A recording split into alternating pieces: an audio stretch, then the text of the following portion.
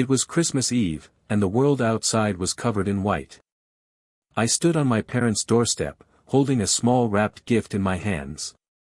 I hadn't seen my father in 6 months, but I hoped tonight would be different. I thought maybe we could start over. When the door opened, my mother looked surprised. She smiled, but her eyes were nervous. Then my father appeared behind her. His face was cold and serious, the same look he gave me whenever I disappointed him. Before I tell you how I got my revenge, hit that like button and tell me in the comments where you're watching from. Trust me, you'll want to hear how this ends. "What are you doing here, James?" he asked. "I just wanted to spend Christmas with you," I said quietly. He shook his head. "You're not part of this family anymore. You made your choice when you walked away." The room went silent. My hands trembled. I placed the gift on the porch and whispered, "Merry Christmas, Dad." He didn't answer. The door closed, and I was left standing in the snow.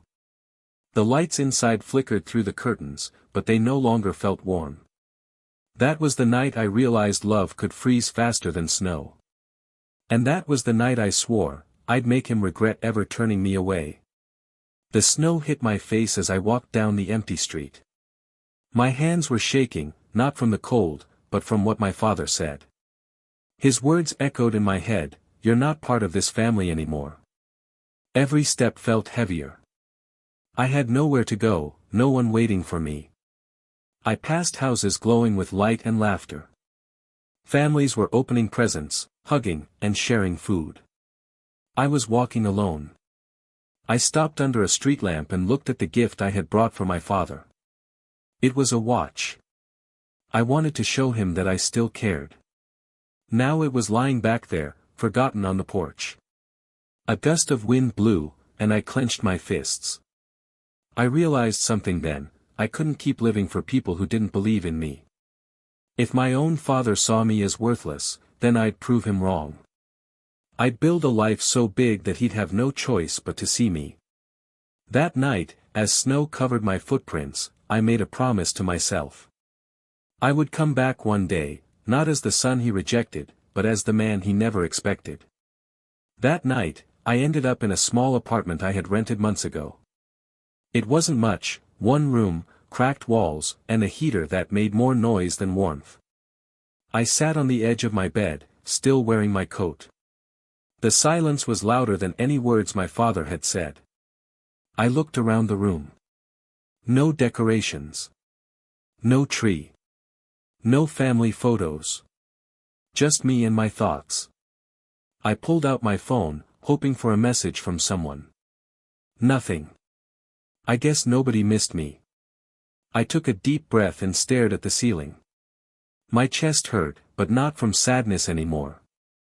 It was something else, something sharper. Determination. If my father wanted to throw me out of his world, fine.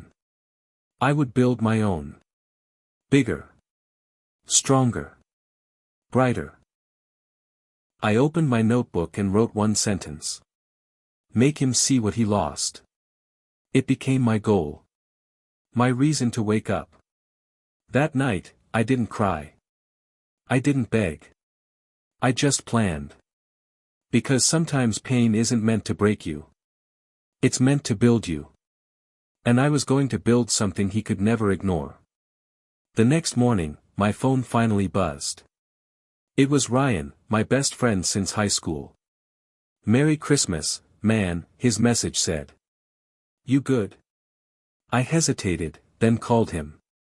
When he heard my voice, he knew something was wrong. Within an hour, he was at my door with coffee and 2 sandwiches. That was Ryan, always showing up when nobody else did. I told him everything. Every word my father said. Every feeling I tried to hide. Ryan didn't interrupt. He just listened. When I finished, he leaned back and said, "So what now, James? You gonna sit here and let him be right?" His words hit me harder than the cold wind last night. I looked at him and shook my head. No. I'm done being the failure he thinks I am. Ryan smiled. Good. Then prove him wrong. Not with anger, but with results. That sentence stayed with me. It wasn't about shouting or fighting. It was about rising so high that my father would have no choice but to see me differently. Love revenge stories? Subscribe now. We drop new ones every week, raw, emotional, and full of justice. Don't miss the next chapter. That day, I decided my revenge wouldn't be loud. It would be quiet and undeniable. After Ryan left, I sat at my desk with a blank notebook and a cheap laptop that barely worked. I didn't know where to start, but I knew I had to start somewhere. I thought about all the things I was good at. Not many, honestly. But I had one thing, ideas. I'd always been curious about business. I watched videos of people turning small plans into big companies. I wanted that life, the kind that didn't depend on anyone's approval. So, I began researching everything I could. How to start a business. How to save money. How to grow from nothing. It wasn't easy. My eyes burned from reading, and my stomach growled from skipping meals. But I didn't stop.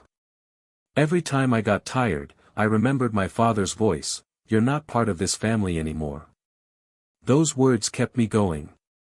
One night, I wrote my first business idea in the notebook. It was small, selling custom phone cases online. It wasn't much, but it was mine. That was the night my real journey began. I didn't know if I would succeed or fail. But I knew one thing for sure.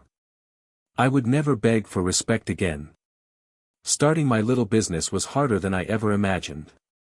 I had no money, no team, and no clue how to sell anything. My first batch of phone cases looked fine, but nobody was buying them.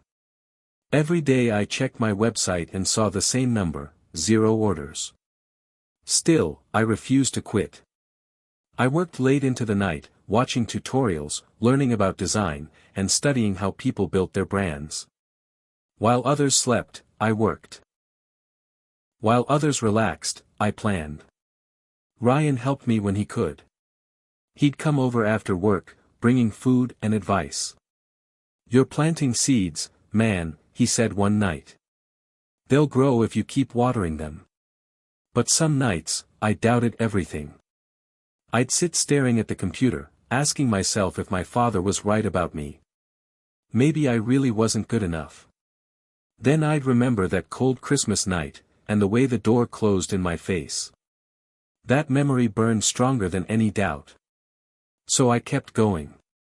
One product. One post. One small step at a time.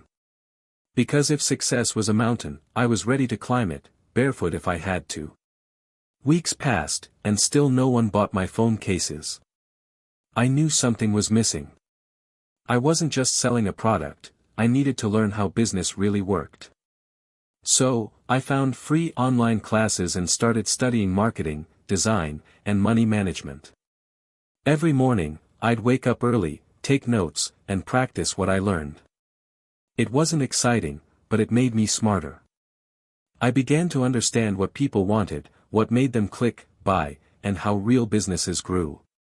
Ryan joked that I was turning into a robot because I worked all the time. Maybe I was, but I didn't care. While others were wasting time, I was building my future. One night, after studying for hours, I closed my laptop and smiled. For the first time, I felt like I was starting to understand the game. It wasn't luck. It was knowledge. That's when I wrote a new line in my notebook. Revenge isn't about anger. It's about mastering what others said you couldn't. That thought gave me strength. My father took away my home, but he couldn't take away my mind. And now, I was learning how to use it. Months passed, and slowly, things began to change. One morning, I opened my laptop and saw something different, one new order. At first, I thought it was a mistake. But it was real. Someone had bought one of my phone cases. I packed it carefully, wrote a thank you note, and mailed it myself. It felt like the smallest win in the world, but to me, it was everything. It meant someone believed in what I made. That one order gave me energy.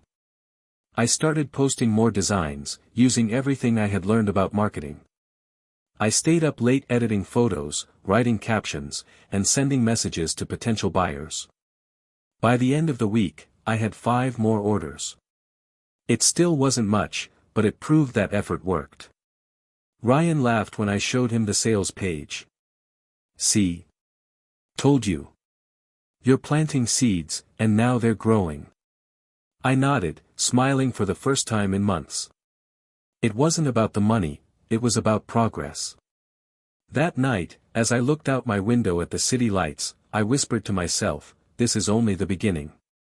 And deep down, I knew I was right. The small wins gave me something I hadn't felt in a long time: confidence. For the first time since that awful Christmas night, I felt like I was becoming someone different. Someone stronger. I started taking better care of myself. I worked out every morning, even when I didn't feel like it. I cleaned my apartment, made a schedule, and stopped wasting time. I even began dressing better, not for anyone else, but for me. Each day, I reminded myself of my promise: make him see what he lost. But now, it wasn't just about revenge anymore. It was about proving to myself that I could rise from nothing. My small business kept growing. A few influencers noticed my designs and shared them online. Orders started to come in faster. People liked my story, the guy who started from a tiny room. I wasn't rich yet, but I was on my way. One evening, I looked in the mirror and hardly recognized myself. The weak, broken boy from that snowy night was gone. In his place stood a man, still hungry, still fighting, but finally believing in his own power. And I was just getting started. Just when things were finally looking up, everything crashed. One morning, I opened my laptop and saw dozens of refund requests. My website had been hacked. My designs were stolen and copied by another company. All the work I had done, the hours, the energy, the hope, vanished overnight. My business account went empty. I stared at the screen for a long time, feeling sick. It was like the world was testing me all over again. Ryan came over when he heard. "You okay?" he asked. I shook my head.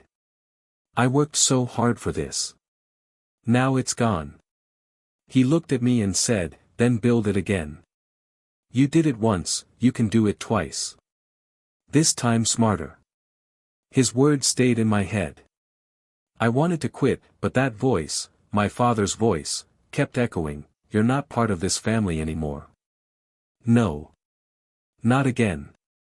I wouldn't let this be the end."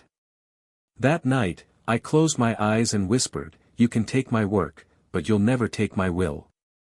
I knew what I had to do. This time, I'd rebuild bigger, and stronger than before. Starting over wasn't easy. My savings were gone, and my trust in people was low. But I refused to quit. I got a part-time job at a small electronics store during the day and worked on rebuilding my business at night. Sleep became a luxury I couldn't afford. This time, I did everything differently. I protected my designs, learned about cybersecurity, and found honest suppliers. I studied harder than before, not just to make money, but to make something real, something lasting. Ryan helped when he could, bringing food and encouragement. "You're tougher than you think, James," he told me one night. "Most people would have given up." I smiled weakly. "I don't have that choice," I said. "I've got something to prove." Slowly, my new brand started to take shape. I named it Frost Edge, because from the coldest moments of my life came my sharpest strength. When I launched it, I didn't expect much. But within days, orders began to come in again, faster than before. It wasn't luck this time. It was hard work. And deep down, I knew this was only the beginning of something far bigger. Frost Edge began to grow faster than I ever dreamed. My designs were better, my website stronger, and my vision clearer. Every mistake I made before became a lesson now. Soon, I started getting messages from people who loved my products. "Your work inspires me," one customer wrote. "You prove that starting small isn't failure." Those words meant more than any paycheck. One afternoon, I got an email that changed everything. A big online store wanted to feature Frost Edge in their catalog. At first, I thought it was a scam.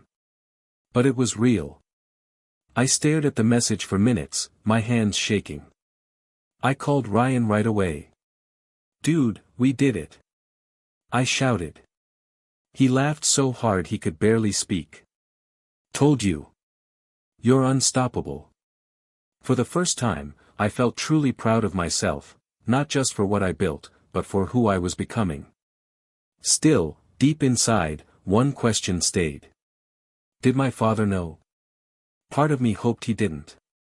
The other part wanted him to see my name somewhere and realize what he had thrown away. Either way, I wasn't done. I was just getting started. Frost Edge kept growing.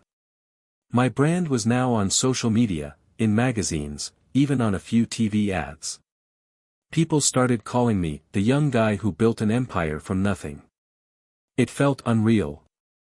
One day, I got a message from Mark Harris, a classmate who used to make fun of me in school. He called me the failure who'd never make it. Now he wanted to collaborate. I almost laughed when I read his message. I didn't reply right away. Instead, I looked out my office window at the city lights. Success really did change everything. Not just money or fame, but the way people looked at you. Later that week, I met Mark for coffee. He tried to act friendly, but I could see the surprise in his eyes. I wasn't the same James he remembered. I was sharper, calmer, and sure of myself. When he asked, "What's your secret?" I smiled and said, "Pain. That's my secret." He didn't understand, but that was fine. Not everyone needed to know the story behind the fire. That meeting reminded me. Revenge isn't shouting at your past. It's standing tall enough that it has to look up to see you. By now, Frost Edge was more than just a business, it was a symbol of everything I'd fought for. I had 10 employees, my own office, and customers from all over the country. Every morning, I'd walk through the doors and feel proud, but I kept my emotions quiet. Ryan once said, "You could brag a little, man." I shook my head. Let success do the talking. And it did. My designs were featured in a national magazine that month. I didn't post about it right away, but when I saw my name printed under the headline, "Young Innovator of the Year," I couldn't stop smiling.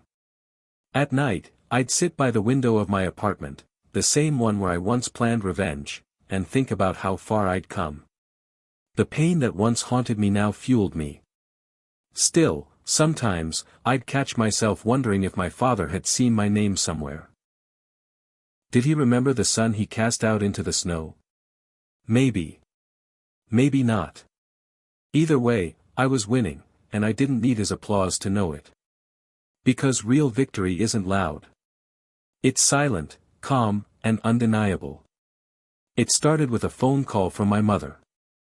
I hadn't heard her voice in almost 2 years.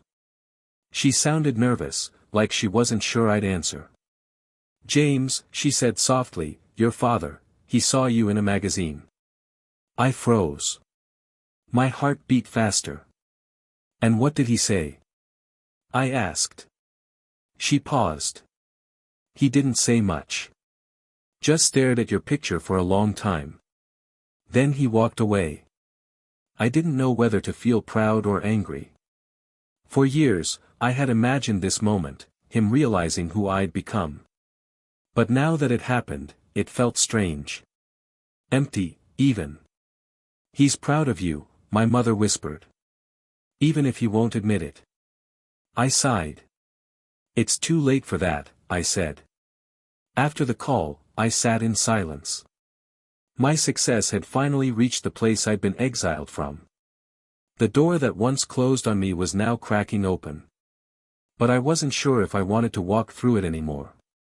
Revenge had driven me this far, but now it felt different. It wasn't about proving him wrong anymore.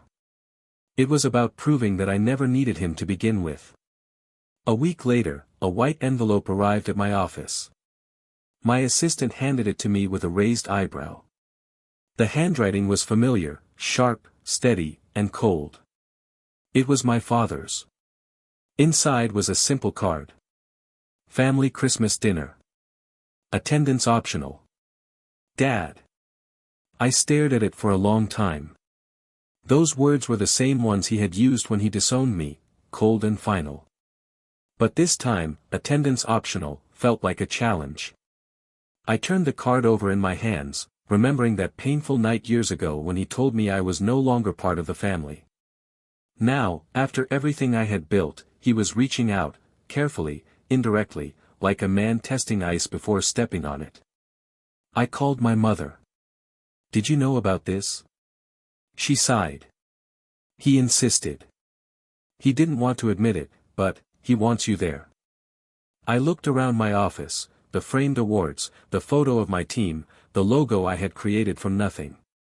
I'll think about it, I said quietly. But deep down, I already knew my answer. I wasn't going to that dinner for him. I was going for the man I had become. Snow crunched under my shoes as I walked up the familiar driveway.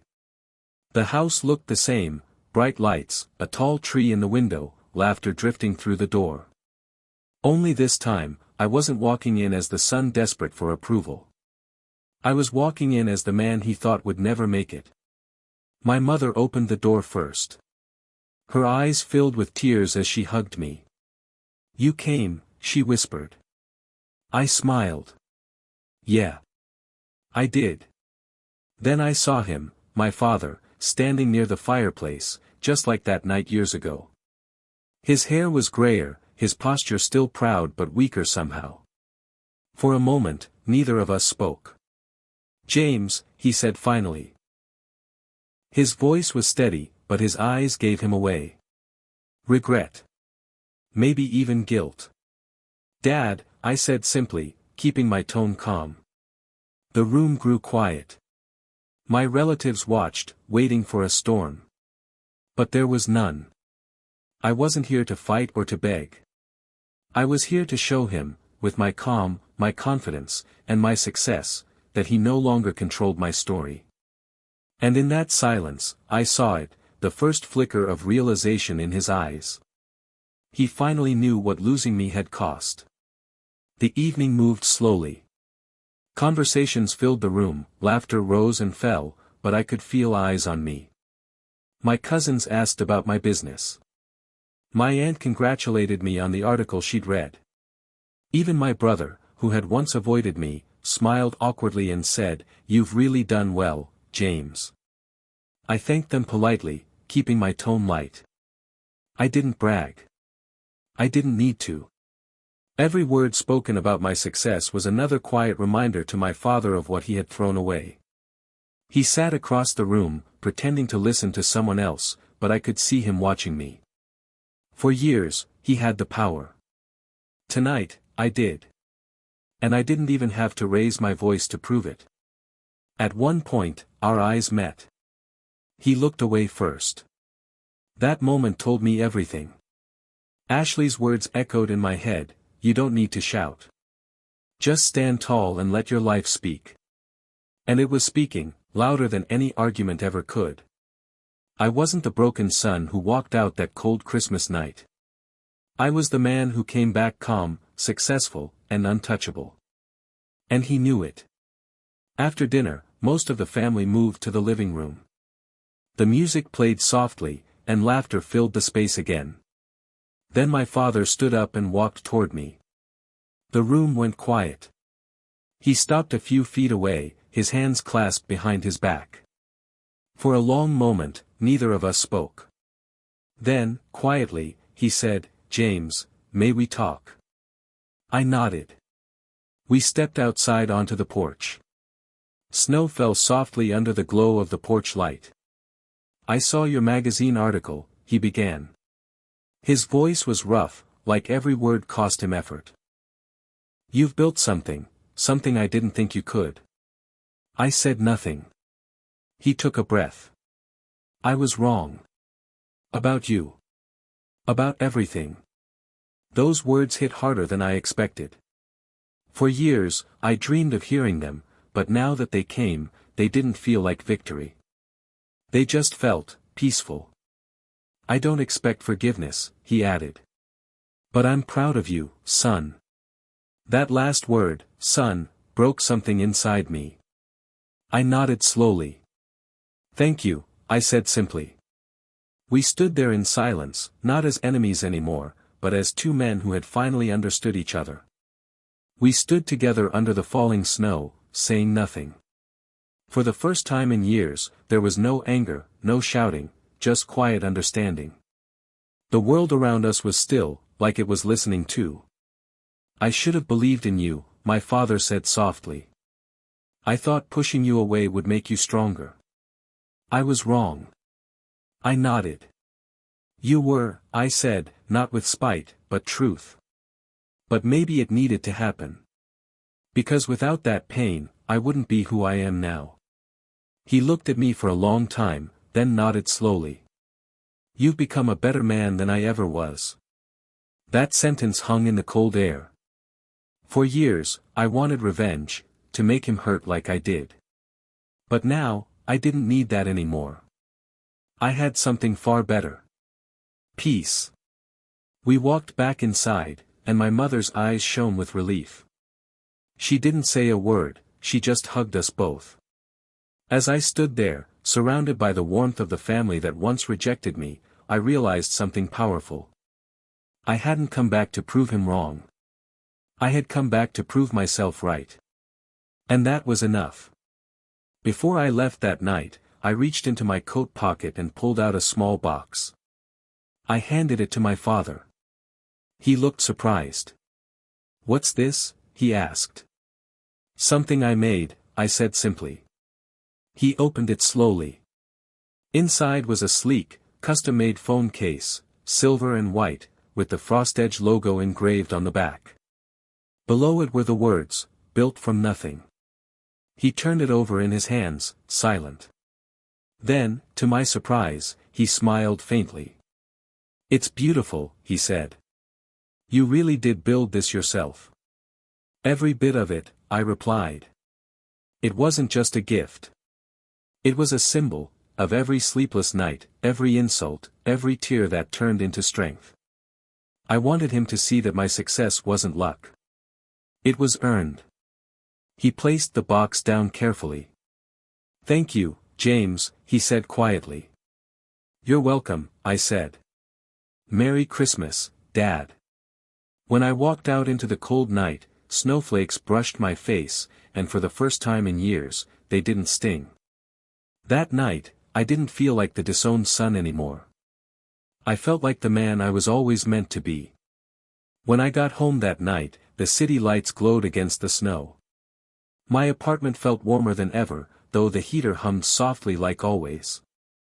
I sat by the window, a cup of coffee in my hands, and let the quiet sink in. For the first time in years, Christmas didn't feel heavy. There was no anger, no loneliness, just calm. I thought about the boy I used to be, standing in that same cold, begging for his father's love. I almost didn't recognize him anymore. Ryan called to check in. "So? How'd it go?" I smiled. "Better than I expected," I said. He apologized. Ryan laughed. "Man, you really turned it around." "Yeah," I said, looking out at the snow. "But it's not about him anymore. It's about peace." He was quiet for a moment. "You earned that, James." When the call ended, I leaned back and whispered to myself, "Merry Christmas." It wasn't about revenge anymore. It was about release. I had walked back into the storm that once broke me. And this time, I walked out of it whole. After that Christmas, everything changed, but not in the way I expected. The next few months were filled with new opportunities. Frostedge began selling internationally, and interviews started pouring in. Reporters wanted to know my success story. At first, I hesitated. My story wasn't just about business, it was about pain, rejection, and rebuilding.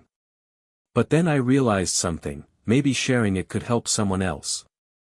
So, I agreed to one interview.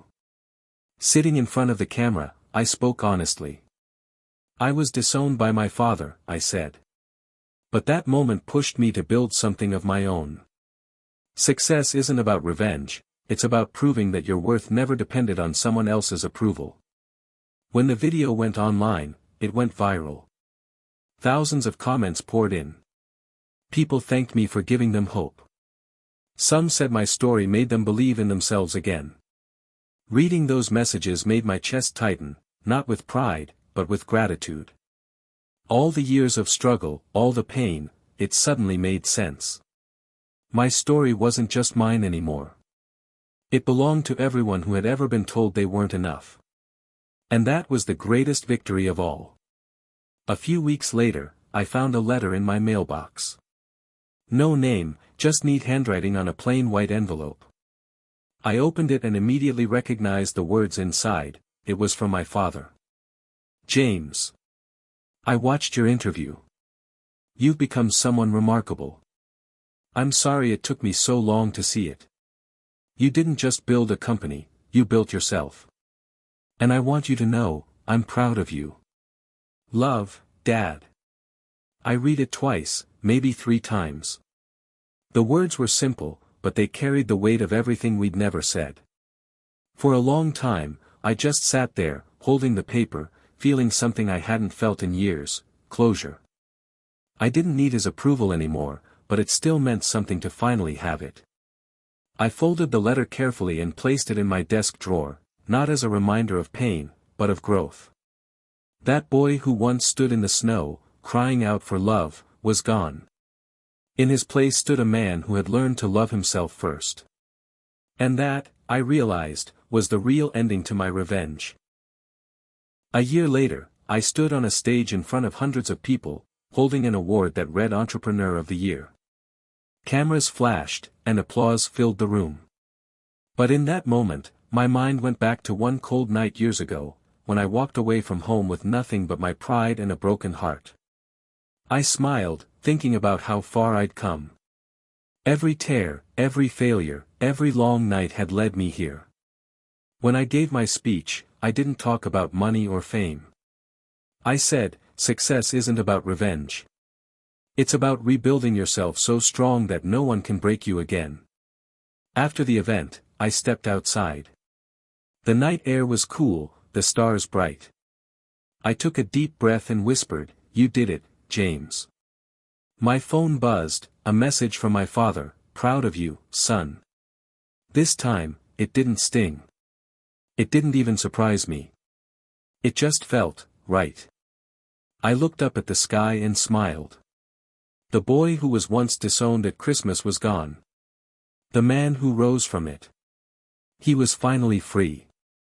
If this story moved you, don't forget to like the video, subscribe for more powerful narratives, and share your thoughts in the comments. We'd love to hear what part hit you the hardest. Thanks for watching.